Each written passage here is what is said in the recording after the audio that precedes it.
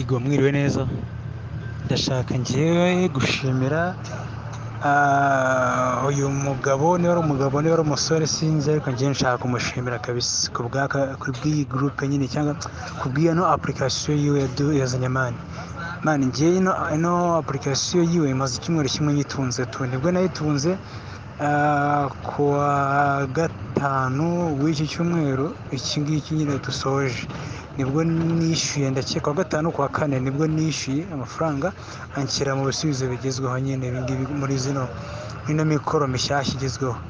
Urumva imaze icyumweru kimwe kabisa ndi kwiga nkoresheje ino apurikasiyo, mani njye yankoreye umuti kabisa. Uyu munsi nagiye gukora, nakoreye Karongi, naturutse i Kigali gukorera Karongi, nayikuyemo ku manota yanjye 16 kabisa. mani njyewe ndishimye bya hatari, njyewe kandi n'umugabo ndamushimiye yarakoze kuzana ino boro ni ya danje.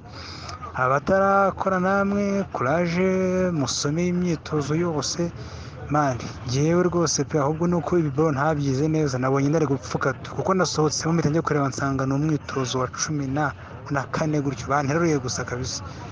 njyewe ndabashimiye pe, nshimiye n'umujama yarakoze kabisa, Imana imujire umugisha pe. Ubwo abasigaye namwe mbifurije amahirwe masa, mushyiremo kuraje, ubwo nibyo.